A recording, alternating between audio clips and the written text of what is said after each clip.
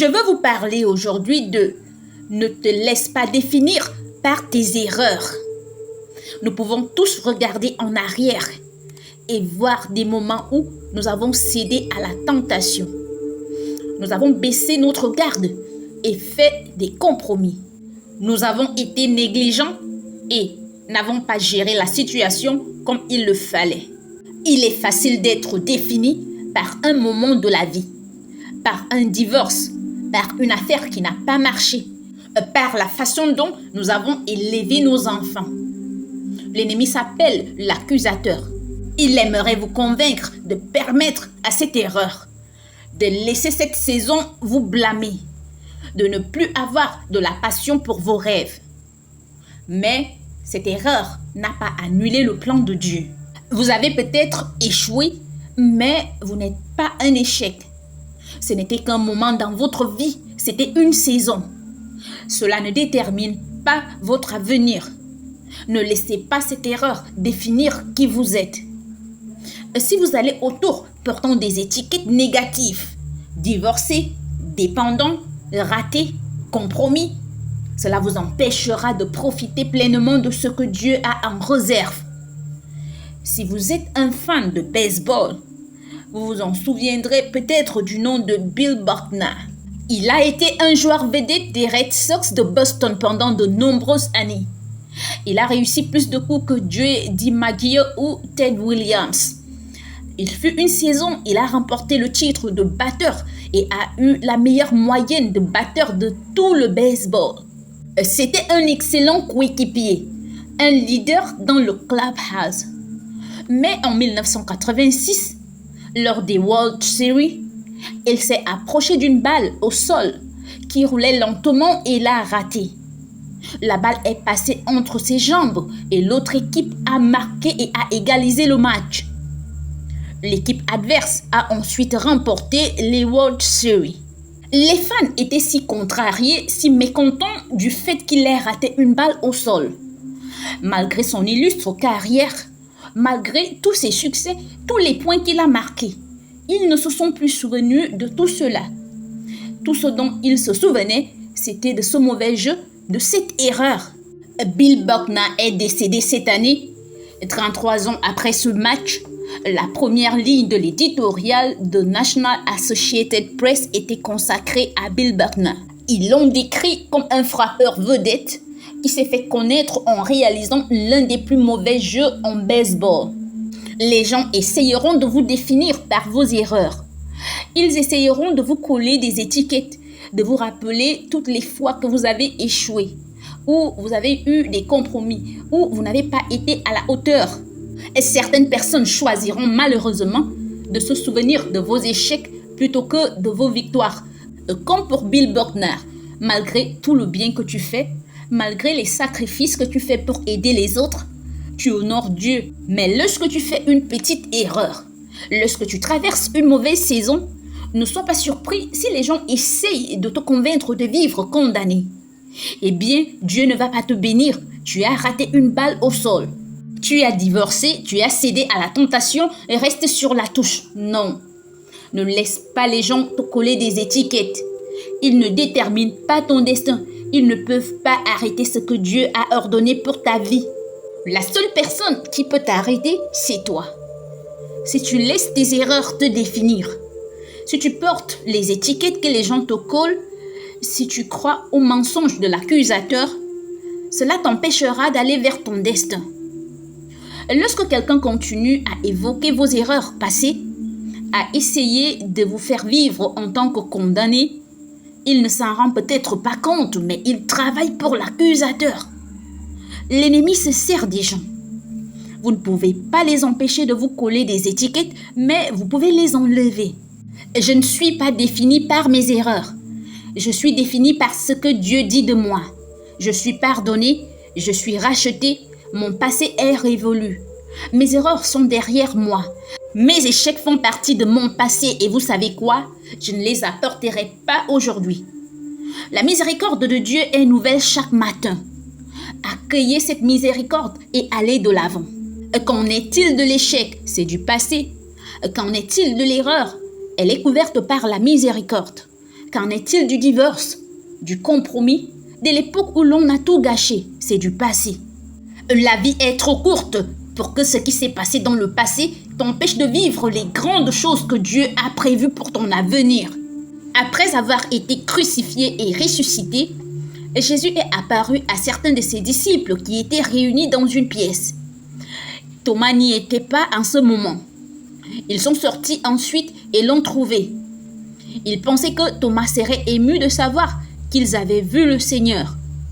Thomas n'y croyait pas. Il dit: si je ne vois pas dans ses mains la marque des clous, et si je ne mets pas mon doigt dans ses marques de clous, et si je ne mets pas ma main dans son côté, je ne croirai point. 8 jours après, les disciples de Jésus étaient de nouveau dans la maison et Thomas se trouvait avec eux. Jésus vint, les portes étant fermées, se présenta au milieu d'eux et dit: la paix soit avec vous. Puis il dit à Thomas: avance ici ton doigt et regarde mes mains. Avance aussi ta main et mets-la dans mon côté. Et ne sois point incrédule, mais fidèle. Thomas lui répondit: mon Seigneur, mon Dieu. Ce qui est intéressant, c'est que Thomas n'a douté qu'une fois. Mais il est devenu connu sous le nom de Thomas le douteur. Les gens lui ont collé cette étiquette. L'on pourrait penser qu'il a douté toute sa vie, qu'il a toujours remis sa foi en question. Mais ça, ce n'était que 8 jours de sa vie. Il est facile de juger les gens sur une erreur. Il est facile de laisser un échec définir qui l'on est. Et si Thomas avait porté cette étiquette de sceptique, de raté, il aurait manqué sa mission. Et nous entendons beaucoup parler de Thomas le douteur. Et ce dont nous n'entendons pas beaucoup parler, c'est que Thomas est celui qui a apporté l'évangile en Inde.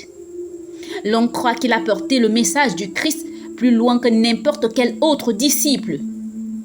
Je suis allé plusieurs fois en Inde avec mon père. Il semble qu'un croyant sur 2 s'appelle Thomas. Sa vie a eu un grand impact. Nous l'appelons Thomas le douteur. Savez-vous comment Dieu l'appelle? Thomas le croyant, Thomas le pardonné, Thomas le ouan, Thomas le favorisé. De la même manière, Dieu ne vous juge pas sur une erreur, sur une mauvaise saison. Pourquoi vous en prenez-vous à vous-même? Pourquoi portez-vous des étiquettes que les gens vous ont collées? Un avenir incroyable vous attend. Vous n'avez pas fait trop d'erreurs.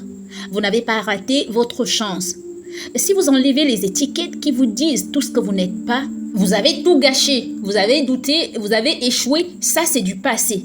Cela ne doit pas vous arrêter. L'ennemi aimerait que vous traversiez la vie en étant condamné, portant des étiquettes négatives, sans confiance, échoué, divorcé, tu n'es pas digne.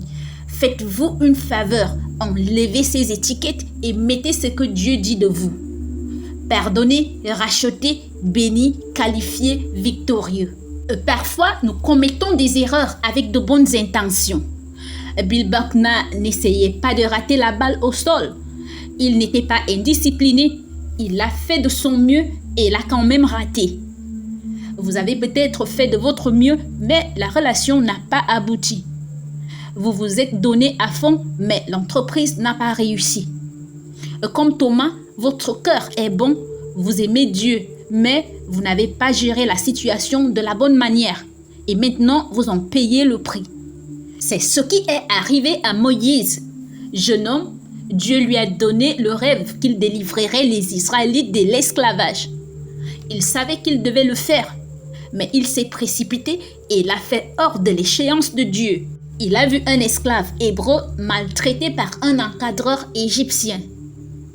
Pensant que personne ne le regardait, il tua l'Égyptien. Moïse n'essayait pas de faire une erreur.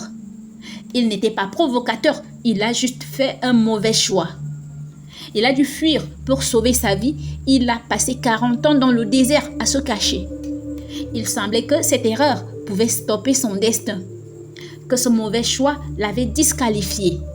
Et je suis sûr que dans le désert, des pensées lui ont dit: Moïse, tu es un raté. À quoi pensais-tu? Pourquoi es-tu si impatient? Tu as tout gâché. Il portait toutes ces étiquettes négatives. Il pensait que cette erreur le définirait. La bonne nouvelle, c'est que Dieu ne nous juge pas sur une erreur ou sur 2 erreurs.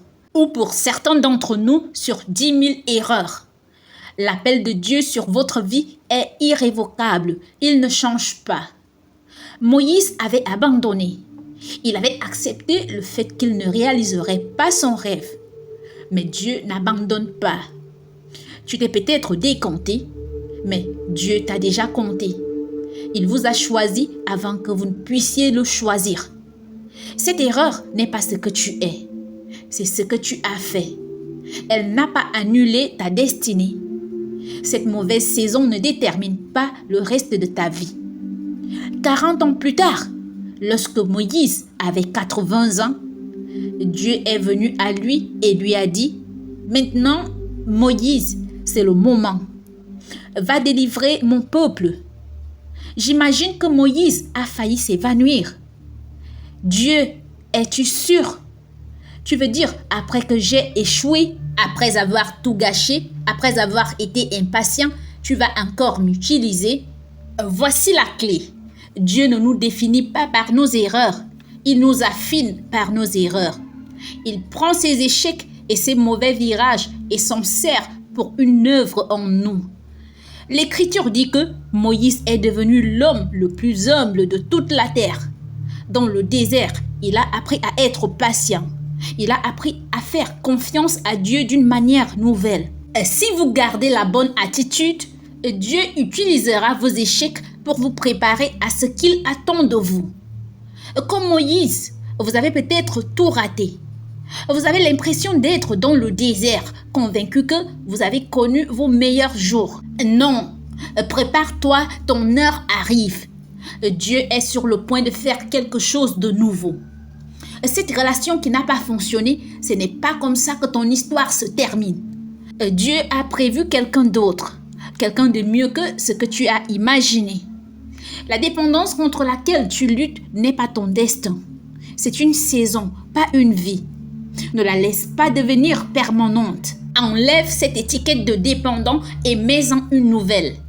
Libre, plein, restauré. Mon père s'est marié très jeune et malheureusement, le mariage n'a pas fonctionné. Il a dû démissionner de son église. Les dirigeants de cette dénomination lui ont dit qu'il ne pourrait plus jamais être pasteur. Il n'en savait pas plus. Il a porté leurs étiquettes. Échec, impur, non qualifié. Il ne s'est pas engagé dans ce mariage en pensant qu'il allait échouer. Il avait de bonnes intentions, mais parfois, la vie ne se déroule pas comme nous le pensions. C'est alors que l'ennemi se met au travail pour essayer de vous convaincre de laisser cette erreur définir qui vous êtes. Mon père a mordu à l'hameçon. Il a vécu condamné, honteux, embarrassé. Il pensait que cette erreur définirait le reste de sa vie. Il s'est donc retiré du ministère et a commencé à vendre des assurances. Un jour, il a appris ce que je vous dis en ce moment, à savoir que nos échecs n'annulent pas le plan de Dieu. Dieu a déjà pris en compte toutes les erreurs que nous pourrions commettre. Mon père a enlevé les étiquettes négatives, s'est lavé et a commencé à se voir comme pardonné, comme racheté, comme un enfant du Très-Haut. Il a retrouvé sa passion et s'est remis au ministère, a commencé à être pasteur d'une église et a fini par rencontrer ma mère. Ils sont tombés amoureux et sont restés mariés pendant près de 50 ans. Papa a été pasteur à Lakewood pendant 40 ans. Tout cela ne serait jamais arrivé s'il avait laissé cette erreur définir qui il était. S'il avait continué à porter des étiquettes négatives, il aurait manqué sa mission. Vous avez peut-être fait des erreurs, mais vous devez apprendre à vous pardonner. Arrêtez de vous en vouloir pour ce qui n'a pas marché. Parfois, nous pardonnons plus facilement aux autres qu'à nous-mêmes. Quelqu'un me dit, Joël, je n'ai pas bien élevé mes enfants, j'ai gâché mon mariage, j'ai perdu des années de ma vie dans la drogue. C'est du passé. Vous ne pouvez pas changer ce qui est derrière vous, mais vous pouvez faire quelque chose pour ce qui est devant vous. La miséricorde de Dieu est plus grande que toutes les erreurs que vous avez commises. Il peut encore vous amener là où vous êtes censé être. Mais vous devez faire quelque chose d'important, vous devez vous pardonner. Cesse de t'attarder sur tout ce que tu as fait de mal, sur la façon dont tu aurais dû être plus discipliné, sur le fait que tu n'as pas maîtrisé ton tempérament. Et dès que tu demandes à Dieu de te pardonner, il te pardonne. De plus, il ne se souvient pas de vos erreurs. Pourquoi ne pas cesser de vous souvenir de ce que Dieu a oublié? D'arrêter de ressasser vos échecs. Cessez de revivre vos erreurs, de penser aux fois où vous n'avez pas été à la hauteur. Cela ne fait que vous rendre plus coupable, plus condamné.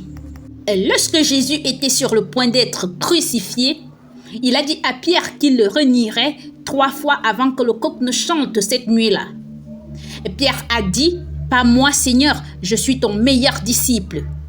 Je ne te décevrai jamais. » Plus tard, dans la soirée, Pierre a fait exactement ce que Jésus lui avait dit. Et ce qui est intéressant, c'est que Jésus savait déjà que Pierre allait échouer. Il savait déjà qu'il allait tout gâcher, mais il l'a quand même choisi comme disciple. L'on pourrait penser que Dieu choisit des personnes plus disciplinées, plus fidèles, plus engagées, mais Dieu sait que nous ne sommes pas parfaits.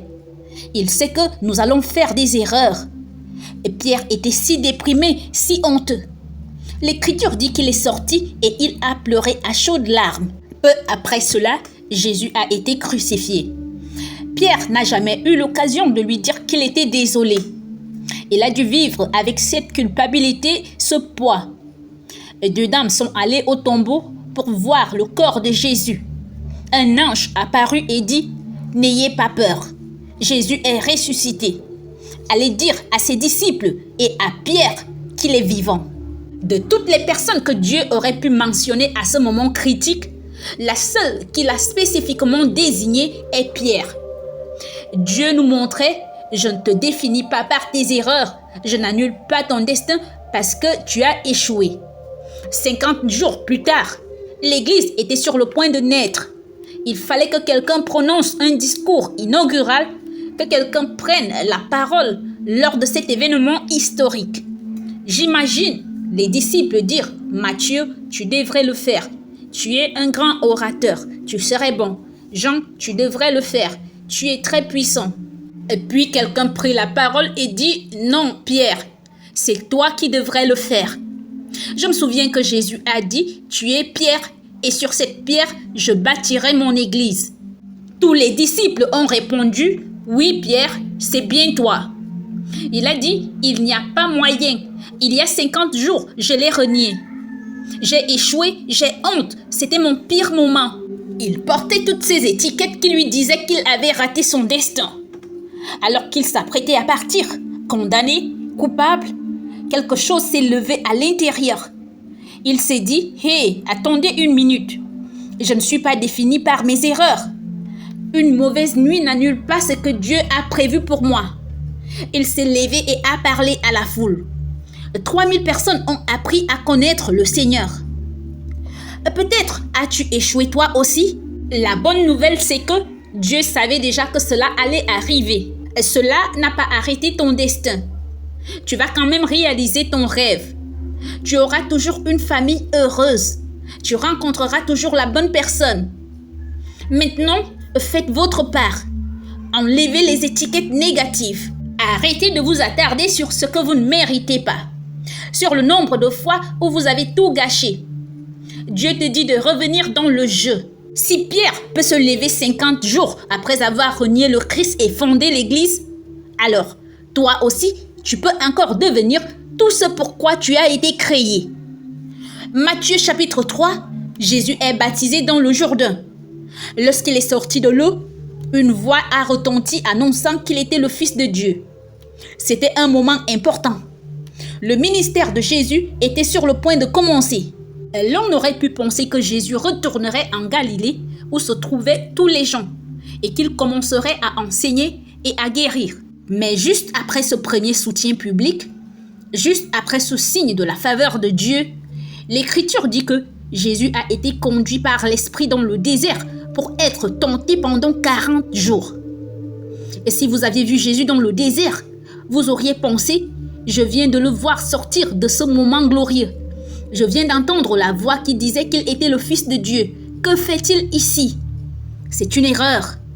Parfois, ce que nous pensons être une erreur est en réalité la main de Dieu. Il ne dit pas que l'ennemi l'a conduit dans le désert, il dit que l'esprit l'a conduit dans le désert. Il y aura des fois où Dieu vous emmènera dans des choses que vous ne comprenez pas. Vous avez l'impression d'avoir échoué. La porte s'est fermée, la personne est partie, le contrat n'a pas abouti. Vous pourrez vous sentir mal à l'aise et dire « Mon Dieu, j'ai fait de mon mieux. Qu'ai-je fait de mal ?» Comment savez-vous que c'était l'esprit qui vous guidait? Certaines portes sont censées se fermer. Certaines personnes sont censées s'éloigner. Certaines opportunités ne sont pas censées durer. Sur le chemin de notre destinée, comme pour Jésus, Dieu nous conduira dans une expérience désertique, dans quelque chose qui n'a pas de sens. Et si nous laissons ce qui semble être un échec nous définir, nous passerons à côté de ce que Dieu avait vraiment en tête. Dès que Jésus a passé le test, après ces 40 jours, il est sorti du désert et a commencé son ministère. Ce qui semblait être un échec, ce qui semblait être une erreur de parcours, le conduisait en fait à un nouveau niveau de sa destinée. Cessez de vous décourager pour ce qui n'a pas marché. Vous avez fait de votre mieux, mais l'affaire n'a pas marché. Vous avez l'impression d'avoir échoué. Non, ton histoire ne se termine pas comme ça. Dieu t'a conduit dans le désert parce qu'il a quelque chose de bien plus grand pour ton avenir. Il a dû fermer cette porte pour t'amener à la plénitude de ce qu'il a en réserve. Toute saison silencieuse n'est pas l'ennemi. Chaque expérience désertique n'est pas une mauvaise chose. Vous ne savez pas ce que Dieu prépare. Lorsque nous traversons ce qui semble être un échec, il est facile de penser « Joël, je n'ai pas la faveur de Dieu en ce moment. Rien ne marche. » Non, reste dans la foi. Tu es sur le point d'atteindre un nouveau niveau. Dieu est sur le point de t'amener là où tu n'as jamais été. Maintenant, continue à passer ces tests. D'autres personnes peuvent te juger en fonction de ta situation, te mépriser, penser que tu es fini, tu es dans le désert, tu es hors de ta mission, n'y prête pas attention. C'est Dieu qui a le dernier mot. Ils peuvent te déprécier maintenant, mais ton heure arrive. Ils te verront promu, honoré dans une position de plus grande faveur. Un de mes amis a été pasteur d'une église pendant 30 ans et a eu beaucoup de succès. Il y mettait tout son cœur et toute son âme. Et il voyait les bénédictions de Dieu en sa faveur. Mais il y a quelques années, les choses ont commencé à se dégrader. Il s'est alors mis à travailler plus dur que jamais. Il rencontrait les membres chez eux le soir, organisait une réunion de prière à 6 heures du matin et faisait tout ce qu'il pouvait pour que l'église continue à fonctionner. Mais au lieu d'augmenter, le nombre de membres diminuait. Il a alors décidé de la confier à un autre groupe. Ils sont venus, ont amené leurs propres membres et ont commencé à faire peau neuve. Après 30 ans, il est parti après le sentiment d'avoir échoué. Ils ne lui ont pas donné une fête de départ. Personne ne l'a remercié. Certains de ses pairs l'ont méprisé, l'ont considéré comme un lâche. Pourquoi n'étais-tu pas accroché? Pourquoi n'as-tu pas réussi à aller jusqu'au bout? Il a ressenti de la honte et de l'embarras. Toutes ces années de travail n'avaient rien donné de concret. Il pensait que son héritage se poursuivrait, mais un nouveau groupe est arrivé, a changé le nom de l'église et a simplement acheté le bâtiment. Après une si longue période de faveur, comment pouvait-elle s'achever aussi brutalement? Il était certain que c'était l'ennemi qui fermait la porte. En réalité, c'est l'esprit qui l'a conduit dans le désert. C'était Dieu qui l'a emmené dans une période de silence, non pas pour le laisser là, mais pour le faire grandir et l'amener quelque part où il n'était jamais allé. Quelques années plus tard, il a eu l'occasion de travailler avec un autre ministère. Aujourd'hui, il touche plus de gens en une semaine qu'il ne le faisait en une année entière dans son église. Sa femme et lui n'auraient jamais imaginé avoir autant d'influence et de faveur. Certains de ses pairs qui le méprisaient et se moquaient de lui veulent maintenant qu'il vienne aider leur église. Il célèbre ce qu'il fait. Peut-être que ce que vous considérez comme un échec n'est en fait qu'une expérience dans le désert. Tout cela fait partie du plan de Dieu pour vous emmener là où vous n'avez jamais rêvé. Vous pensez l'avoir manqué. Pourquoi cette porte s'est-elle fermée? Pourquoi ces gens se sont-ils éloignés? Et qu'est-ce que j'ai fait de mal? Rien. C'est Dieu qui vous guide. De l'autre côté de cette saison silencieuse se trouve un nouveau niveau. Ne jugez pas votre avenir en fonction de l'endroit où vous vous trouvez dans le désert. Tu ne peux pas laisser ce que tu ne comprends pas, ce qui n'a pas de sens, te rendre amer, aigri et te faire renoncer à tes rêves. Non. Continue à faire ce qui est juste. Continue à être bon avec les gens. Continue à honorer Dieu. Et comme mon ami, tu vas réaliser quelque chose de plus grand que ce que tu as imaginé. Quand tu regarderas en arrière, tu te rendras compte que ce n'était pas l'ennemi qui m'a arrêté, mais c'était l'esprit qui me guidait. C'est Dieu qui m'a fait traverser une période de silence afin de m'envoyer plus loin que je ne le pensais. Mon défi aujourd'hui est, ne laisse pas ce que tu as vécu entacher le reste de ta vie. Dieu ne l'aurait pas permis si cela devait vous empêcher d'atteindre votre but. Que vous ayez attiré les problèmes sur vous ou que l'esprit vous ait guidé dans le désert, je puis vous assurer que Dieu n'en a pas fini avec vous. Vos erreurs n'ont pas annulé votre destin. Tu ne serais pas en vie s'il n'y avait pas quelque chose d'extraordinaire dans ton avenir. Maintenant, pourquoi ne pas enlever toutes les étiquettes négatives et en mettre de nouvelles? Pardonnez, enfin racheter du Dieu très haut. Si vous faites cela, je crois et je déclare, malgré vos erreurs, malgré vos échecs, malgré vos doutes, vous allez quand même laisser votre marque et devenir qui vous avez été créé pour être dès maintenant. La culpabilité s'en va. Le découragement s'en va. La faveur arrive. La promotion arrive. La percée arrive. La guérison arrive. La plénitude de votre destinée au nom de Jésus.